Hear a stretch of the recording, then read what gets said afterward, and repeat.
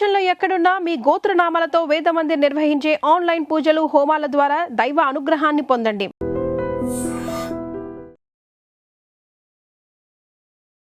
నమస్కారం, welcome to I dream. ధర్మ మార్గం విత్ విజిత కార్యక్రమానికి స్వాగతం.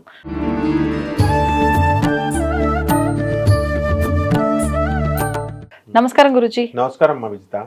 గురుజీ, ప్రతిదానికి ఒక పద్ధతి ఉంటుంది అంటూ ఉంటారు పెద్దవాళ్ళు. అంటే ముందుగా భోజనం వడ్డించే ముందు మనం భోజనం పెట్టుకుంటున్నప్పుడైనా కూడా ఒక ఆర్డర్ అనేది ఉంటుంది. పద్ధతిగా అలా ప్లేట్ని చక్కగా ఒకదాని తర్వాత ఒకటి వడ్డించుకొని తినాలి, అన్ని వడ్డించుకున్న తర్వాతే తినడం, నమస్కారం చేసుకొని తినడం ప్రారంభించాలి అంటూ ఉంటారు. ఒకసారి దాని గురించి అసలు ఎలా ఉండాలి మనం వడ్డించుకునే ఆ కంచం అనేది, ఎవరికైనా వడ్డించినా సరే మనం తినేటప్పుడు వడ్డించుకున్నా సరే దాని గురించి వివరించండి. యా దేవి సర్వభూతేషు శక్తి రూపేణ సంస్థిత నమస్తస్యై నమస్తస్యై నమస్తస్యై నమో నమః. ఓం శ్రీ బెజవాడ కనకదుర్గాదేవ్యై నమః. అన్నపూర్ణమ్మ, బెజవాడ కనకదుర్గమ్మ అంటే అన్నపూర్ణ, కాశీ అన్నపూర్ణ అంటాం. అన్నం తినడం అంటే మనం ఏదో మెకానికల్గా ఆకలేస్తుంది కాబట్టి తింటున్నాం అని అనుకుంటున్నాం. కాదు, ప్రతి మనిషి కూడా ఒక ఆర్డర్ ఉంది. మనం నిద్ర లేవగానే మనము బెడ్ కాఫీ తాగుతారు కదా వీళ్ళంతా. బెడ్ కాఫీ తాగే వాళ్ళకి అందరికీ కూడా ఆ పాచి లోనకి వెళ్ళిపోతుంది, వైరల్ ఇన్ఫెక్షన్స్ తొందరగా వస్తుంది. సో జంతువులకు మాత్రమే ముఖం కడుక్కోకూడదు అని రూల్ పెట్టాడు దేవుడు. ఎందుకంటే వాటి నుంచి వచ్చేటటువంటి సిక్రిషన్స్ ఉంటాయి, పళ్ళ నుంచి కొన్ని గ్రంథులు యూజ్ చేస్తాయి, వాటికి ఏం కావు. మానవుడికి వచ్చే సెక్రెషన్స్ ఈ యొక్క ముఖం కడుక్కొని ఆ తర్వాత మాత్రమే చెల్లతో పళ్ళు పుచ్చిపోతాయి, లోపల పేగులు తొందరగా పాడైపోతాయి. అది ఎలాగో ఆ మనిషి ఎందుకు స్నానం చేస్తాడమ్మా? 15 రోజులకు ఒకసారి చేయొచ్చు కదా స్నానం. దుర్వాసన వస్తుంది. దుర్వాసన అంటే బాడీ అంతే. కాబట్టి ప్రతి దానికి ఒక రూల్ ఉంది. అలాగే మనము నిద్ర లేచిన వెంటనే ముఖం కడుక్కోవడము, తర్వాత స్నానం చేయడము ఎలాగైతే ఉందో, ఆ తర్వాత మనము భోజనం చేస్తాం కదా మధ్యాహ్నం. ఆ భోజనం చేసేటప్పుడు కూడా ప్రొసీజర్ ఉంది. ఇది క్యాస్ట్లను బట్టి మతాలను బట్టి కాదు, మన యొక్క శుభ్రత కోసం మనం చేసుకుంటున్నాం. మన ఆర్గన్స్ ఎక్కువ కాలం ఉండాలి, భూమి మీద మనం మంచిగా ఎక్కువ కాలం బతకాలంటే రూల్స్ పాటించాల్సిందే. ముఖం కడుక్కోవడం, స్నానం చేయడం. అలాగే ఈ భోజనం చేసేటప్పుడు ఏం చేస్తారంటే ప్లేట్లలో కానీ విస్తరాకుల్లో కానీ ఎక్కడైనా సరే మనము ఫస్ట్ భోజనం అన్నం వడ్డించేస్తారు. ఇది చాలా తప్పు. అన్నం వడ్డించకూడదు. అలా అని చెప్తే ఏమండి, బ్రాహ్మలు కూరలు వడ్డించుకుంటారు కాబట్టి మనం కూడా అలా వడ్డించుకోవాలా అండి అని కొంచెం మంది అడగడానికి అవకాశాలు ఉంటాయి. కాదు, అక్కడ బ్రాహ్మలు ఇతర క్యాస్ట్ అని కాదు, నాన్ బ్రాహ్మిన్స్ అని కాదు. పద్ధతిగా ఏమండి అని మనం ఎలా మాట్లాడతాం? భర్తలు ఎరా అనొచ్చుగా. ఏమండి అంటే పూర్వకాలంలో రాజులు శ్రీకృష్ణుడు ఏమనేవాడు? రాధగారు అని పిలిచేవాడు. అంతేగాని రాధా ఇలా రావే, వసేవే ఇలా రావే అని అనలా, తంతుంది రాధమ్మ తల్లి. So there is a rule for everything అనమాట. ఈ భోజనం దగ్గర కూడా మొట్టమొదట రైస్ పెడితే ఏమిట్రా అంటే అక్కడ యమదూతలు ఉంటారు, అవి అట్రాక్ట్ అయిపోతాయి. అంటే ఆయుర్దాయం మనకి తక్కువ అయిపోతుంది. ఇది తెలుసుకోవాలి. మనం భూమి మీద ఎక్కువ కాలం బతకాలంటే ఫస్ట్ కూరలు వెయ్యాలి. ఎందువల్లనండి గురుగారు అంటే పిండం అయిపోతుంది అనమాట. భోజనం ఎక్కువ ఫస్ట్ గోధుమ పిండి కానీ రైస్ కానీ ప్లేట్లో పెట్టుకుంటాం కదా పిండ ప్రధానాలు చేసినప్పుడు, శ్రాద్ధ కర్మలు చేసినప్పుడు. పిండం పెట్టగానే ఇప్పుడు క్లాస్ రూమ్ పిల్లలకి చూపించగానే క్లాస్ రూమ్, చాక్ పీస్, పుస్తకాలు చూడగానే, కుర్చీలు చూడగానే క్లాస్ రూమ్ అట్మాస్ఫియర్. అలాగే ఈ యొక్క పూజా గది, మరి అక్కడ చూడు కోయిదోర్లు వాళ్ళకి మామూలుగా జ్యోతిషాలు చెప్పేటటువంటి వాళ్ళంతా కూడా పటాలు వరుస పెట్టేస్తారు. ఒక మంచిగా ధూపం గీపం వేసి సాంబ్రాణి అని పెట్టగానే అద్భుతమైనటువంటి వాసన చూసి డివైన్ అట్మాస్ఫియర్ వచ్చేసి బ్రహ్మాండంగా వాళ్ళు కస్టమర్ హ్యాపీగా ఫీల్ అవుతాడు. అదే నన్ను ఒకసారి ఒకడు జాతకానికి చెప్పమంటే హోటల్కి రారా అన్నాను. బ్యాంక్ లోన్లకి వాటికి ఏజెంట్లు కూర్చుంటారు కదా, అక్కడ హోటల్లో మీటింగ్లు చేసేసి వెళ్ళిపోతారు. అలా హోటల్ చెప్తే ఇదేంటండి గురుగారు, ఇక్కడ హోటల్లో జాతకం ఏంటండి, అట్మాస్ఫియర్ ఉండాలన్నాడు. అయితే అక్కడెక్కడో మరి ఎక్కడ దగ్గరగా ఉన్నో నియరెస్ట్ ప్లేసు అక్కడ రా అంటే ఎన్విరాన్మెంట్ అండి అన్నాడు. సరే, ఒక అతను జాతకం చెప్తుంటే మన ఫ్రెండే వాళ్ళు హోటల్ గదుల్లో చెప్తారు కదా, హోటల్ గదిలో చెప్తే నా స్టూడెంట్ ఆస్ట్రేలియాలో ఉంటుంది ఇప్పుడు ఒక అమ్మాయి, శ్రావణి అని. ఆ అమ్మాయి ఏం చేసిందంటే అతను జాతకం చెప్పినప్పుడు లాడ్జ్లో పరుపు మీద కూర్చొని మామూలుగా ల్యాప్టాప్ పెట్టి చేస్తుంటే ఆ పిల్ల వెంటనే ఫోన్ చేసి వాళ్ళ బాబాయ్కి, బాబాయ్ ఇదేంటి ఇక్కడంతా ల్యాప్టాప్ పెట్టి ఒక రూమ్లో కూర్చొని లాడ్జ్లో చెప్తున్నారు, ఒక దేవుడి ఫోటో లేదో సాంబ్రాణి లేదంటే. అంటే దిస్ ఇస్ కాల్డ్ ఎన్విరాన్మెంట్. కంగారు పడుకోమ్మా, ఆయన మంచి ఆయన, బాగా చెప్తారు. క్యాంపులు వెళ్ళినప్పుడు శంకరాచార్యుల వారు కూడా క్యాంపులు వెళ్ళినప్పుడు లాడ్జుల్లో హోటల్లో దిగి అక్కడ ఏం చేస్తారు, శంకరాచార్యుల వారు రోజు చంద్రమౌళేశ్వర స్వామి పూజ చేస్తారు. ఎవరైనా సరే మఠం వెళ్ళినప్పుడు పీఠం కూడా తీసుకెళ్తాం. సో ఇక్కడ environment plays a vital role here. ఆ విధంగా ఈ ఎన్విరాన్మెంట్ ఎప్పుడైతే రైస్ వేసేస్తామో వెంటనే యమదూతలు, చిత్రగుప్తుడు, యమభటులు వీళ్ళు అట్రాక్ట్ అయిపోతారు దానికి. మనం పిలవకుండానే వాళ్ళు వచ్చేస్తారు. మన ఆయుర్దాయం, వాళ్ళు అటెండెన్స్ ఇచ్చారంటే మన ఆయుర్దాయం తగ్గినట్టే లెక్క.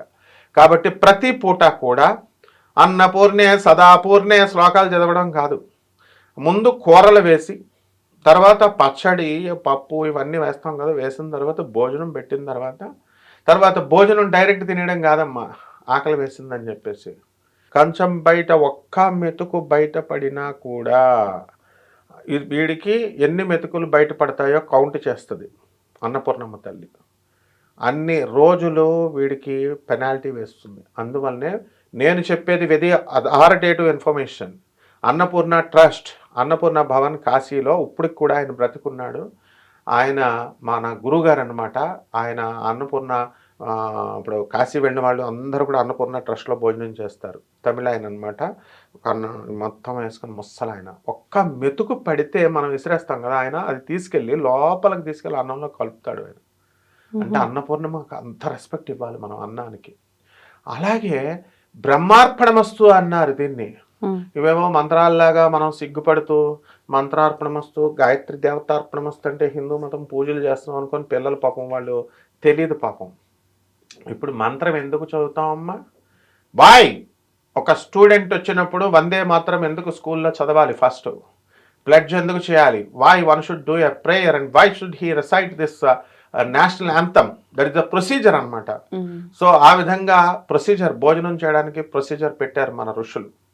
అందువలన ఎప్పుడైతే ఆ యమభట్టులు వచ్చినటువంటి దోషం నల్లిఫై చేయడం కోసం, ప్యాసిఫై చేయడం కోసం ఈ యొక్క దైవ నామాన్ని స్మరించుకోమన్నారు. అంతేగాని వీడేదో మనం వెంకటేశ నమో శ్రీనివాస అనగానే ఆయనకి ఏం లాభం ఏం కలగదు, మనకు కలుగుద్ది. ఆ యమభట్టులను ఆయన తోలుతాడు, ఆ యొక్క దోషాన్ని ఆయన నల్లిఫై చేస్తాడు. కాబట్టి భోజనం చేసేటప్పుడు అలాగే ఆచమనం చేయాలి. ఆచమనం అంటే ఏం చేస్తున్నారు ఇటు చూడండి.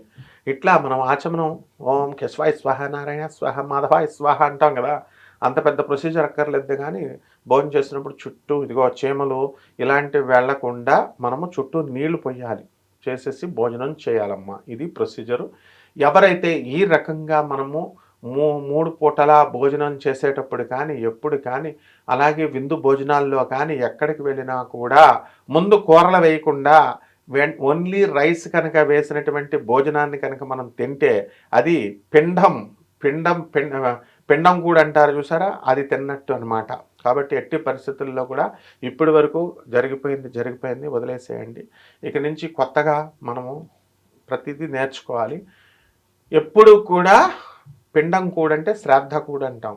ఎప్పుడైనా సరే మనము ఈ యొక్క పూజలు పునస్కారాలు చచ్చిపోయినప్పుడు ఇళ్లలో వెళ్తే చాలామంది మటన్ పెట్టు, చికెన్ పెట్టు, ఎంతెంత మంచివి పెట్టినా కూడా వెళ్ళరు భోజనం తినడానికి. ఎందువలనంటే దినం భోజనం కొంచెం అరగదు, ఇండైజెషన్ అని.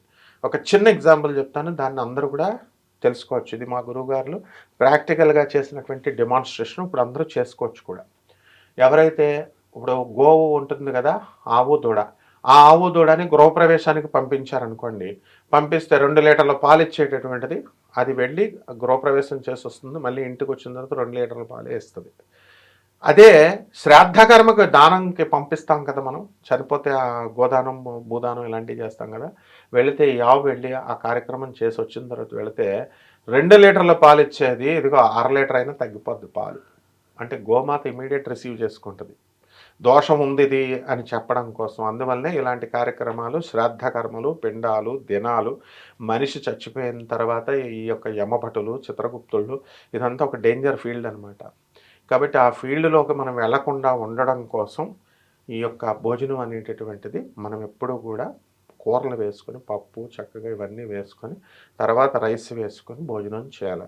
నాన్ వెజిటేరియన్ ఫుడ్ తినే వాళ్ళకి ఏంటండి మరి అని అంటారు. వాళ్ళు కూడా చక్కగా మొట్టమొదట ఇవన్నీ పెట్టుకున్న తర్వాతే రైస్ వేసుకోవాలి. ఏ సిస్టమ్ అయినా సరే చివర్లో రైస్, లాస్ట్లో రైస్ వేసుకొని తినాలి.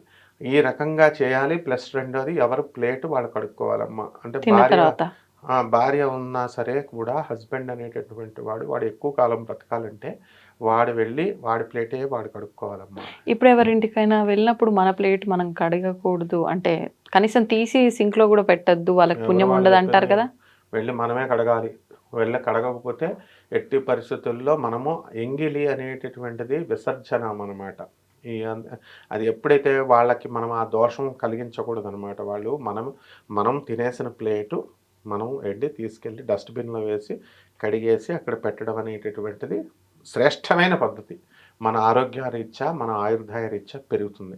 వాళ్ళు అంటారు పాపం, మీరు అతిథులండి మీరు రండి అని. అంత మాత్రాన అలాంటి పనులు వాళ్ళు చేయించకూడదు. మనం చక్కగా మనం భోజనం చేసిన తర్వాత మనం ప్లేట్ చుట్టాలైనా ఎంత చుట్టాలైనా మనం కడిగేసేయాలి. So that the work will be made easy. వాళ్ళు కూడా తిట్టుకోరు. రెండోసారి ఇంటర్ బాబు వీళ్ళు వచ్చారని అనుకోరు. వెల్కమ్ అంటారు. ఇంకోసారి వస్తామంటే ఎలాగో ప్లేట్లు కడిగి పెడతారు. వాళ్ళ ప్లేట్లతో పాటు మన ప్లేట్లతో పాటు మిగతా వాళ్ళ ప్లేట్లు కూడా కడిగేస్తామని.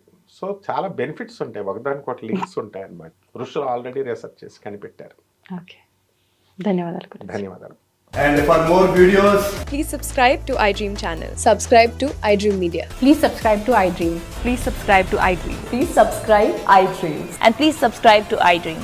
For more videos, subscribe to iDream. please like, share, and subscribe to the channel. Congratulations, iDream. Subscribe to iDream. Subscribe to iDream. So subscribe to iDream Media.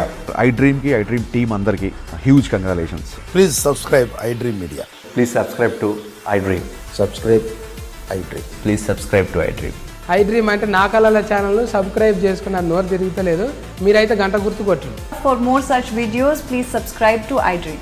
Subscribe to iDream. Please subscribe to iDream. Please subscribe iDream Media. Please do subscribe to iDream. Please subscribe to iDream Media. For best entertainment and information, please subscribe iDream. And don't forget to subscribe to iDream.